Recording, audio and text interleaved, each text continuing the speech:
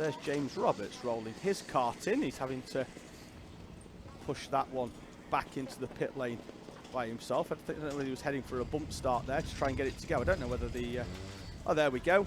Got it moving eventually, so that kart did come over the finish line a little bit slower than expected because he tried to make that move on Daniel Minto down the inside on the final lap, which gave Samuel Lowdy the opportunity to come through for second place. Final heat then is making their way out onto the track from the dummy grid. It's heat number 3 for Junior Rotax. Tom Carter will be on pole position with Harry Hurst-Grover alongside Ollie Naylor and Bartek Filipiak row 2, Sam Stoner and Dugas Previlinos on row 3.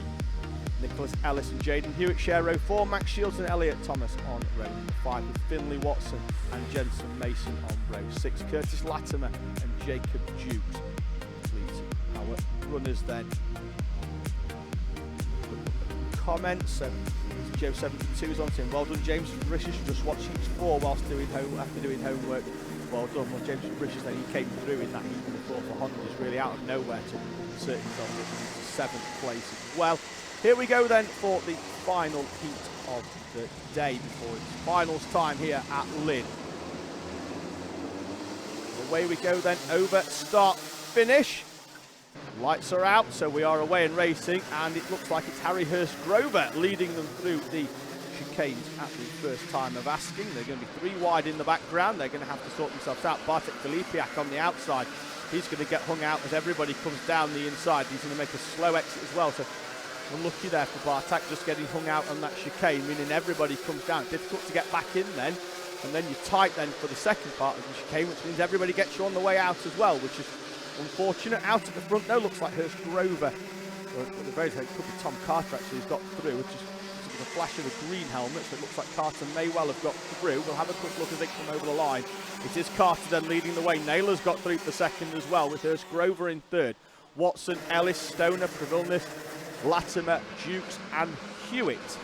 The top 10 is Shields, Mason and Filipiak, who's dropped down to the tail of the field after that difficult opening laps. Max Rowley-Carton's been on saying good luck Tom Carter. Well, doing well enough so far to be leading the way and quite comfortably as well at the front of this pack. So just having a quick look, we'll have a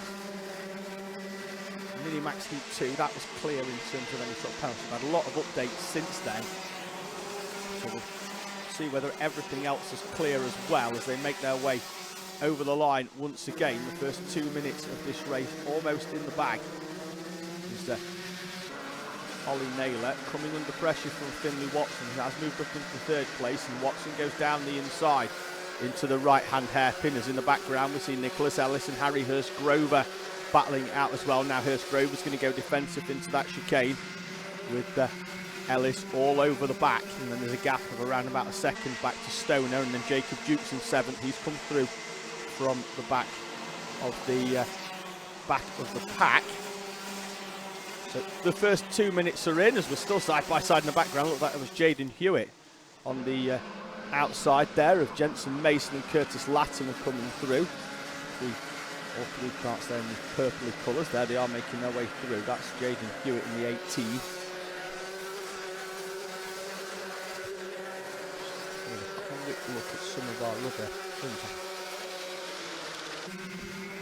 Have had a fairly big development actually in Honda Cadets, in that whilst there was a penalty applied to Ayrton Rye, a 5-second front pairing, Heat 3 race winner Amy Peacock removed from the standings for leaving the Parc Fermé without permission. So that kart moved from the holding area that had come off the track without permission, and race winner Amy Peacock removed from the standings, and very likely will now have to go in the B final because there'll be no points on offer for that. So unfortunate for Amy Peacock. Still though, plenty of time for her to come back through. Certainly if she does have to go in the B final, we'll try and find out which drivers are in that as well later on. We'll see whether we can have get a grid. I think we have a slight change in running order as well, so I'll run through that in a few moments time. So after this Heat 3, Junior Pro Kart will have their final, then Honda B will be after that. Then it's going to be minis as Bartek Filipiak comes in, and that's a rear bumper hanging off, and hence why Bartek is holding it up in the air. Don't know whether he'd have had a mechanical flag anyway, but he's certainly been brought. He would have been brought in if he hadn't have come in under his own volition there. So Bartek Filipiak from 13th place with that rear bumper hanging off. Jacob Dukes then down the inside of Ollie Naylor. That's going to move him up into 4th place, having already got past Harry Hurst-Grover on the same lap as well. So Dukes then up from the final row into 4th place. So the running order after this heat is going to see Junior Pro Kart for their final. Then we're going to have Honda Cadet B, Minimax, Micromax, Junior Rotax and Honda Cadet A. So still haven't got confirmation of a grid yet for that Honda B final, but we'll find out at the very least when they come out and see. They have 11 runners, but it will be for 10 places. It's 30 kart grid then for the Honda final here at Lydd. That's the maximum grid size capacity is 30. Hence why we have at most tracks we're having B finals in our Honda class. 3 minutes remaining, then Carter leads the way from Watson. 1.2 seconds is the gap. Then back to Nicholas Ellis. Another 2 seconds further back. He's going to have to work hard now to hold on from Jacob Dukes, who's closing in on that 3rd place. The gap was 7/10 on the previous lap. Dukes is going to try and close that one in. He's still got 3 minutes plus 1 lap remaining to make the move, so doesn't need to rush it, because I don't think then he's going to be able to close in the 2 leaders in front. Watson closes in slightly, but Carter sets a personal best to sort of keep the gap at a fairly consistent 1.1. And now here's Dukes right on the back of Nicholas Ellis. Kart length between them, so not going to be close enough yet, I don't think, for Dukes to make a move. What do I know? Straight down the inside into the back chicane, and Jacob Dukes through. I thought he was going to have to wait until this corner, but Jacob Dukes with a late move on the brakes down the inside into the back chicane, moves through and up into 3rd place. Ellis then drops down into 4th. Naylor still a fairly comfortable 5th over the line, although has started to be reeled in the tail end of this race by Harry Hurst-Grover.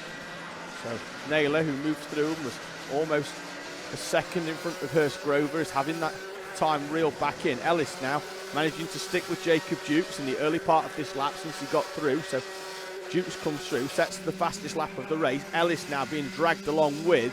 We've still got 2 seconds to Finlay Watson in front of them with 2 minutes plus 1 lap remaining. So maybe 5 laps of action then still in this junior class. I'm not sure whether they're going to be enough to close in, as they do close the gap to the lead ever so slightly. Tom Carter out at the front.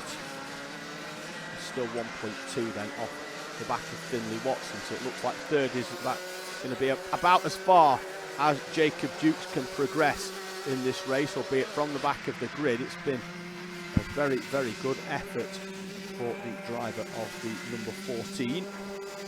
Sorry, the 34. 14 being Harry Hurst-Grover, albeit in the same livery as well. So Dukes, 13-year-old from Nottingham, moving through into 3rd place from the back of the pack. Personal best once again then from Tom Carter with a 37.6, as there's a change for 8th place between Jensen Mason and Sam Stoner.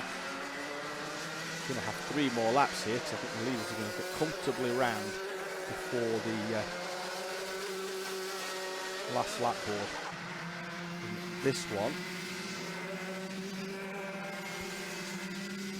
I'm really impressed with Ellis actually, since he got overtaken by Jacob Dukes. Thought Dukes was just going to start pulling away, but Ellis, at least for the last couple of laps, has been able to stick with Jacob Dukes. Has dropped a 10th or 2 off the back now since, but still there or thereabouts. Naylor and Hurst-Grover behind. We've still got a gap of around about 3/10 between them. There they are, but in the background lurking is Curtis Latimer, who's just towed up onto the back of this battle now for 5th place, and could be close enough as the time elapses. So they've got a lap and a half.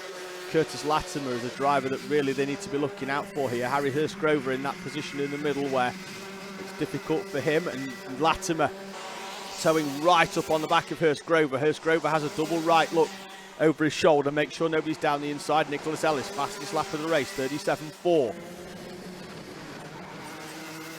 In this one, still in 4th place, right on the back though of Jacob Dukes as we enter the final lap. Now we've got Ollie Naylor holding off Harry Hurst-Grover and Curtis Latimer.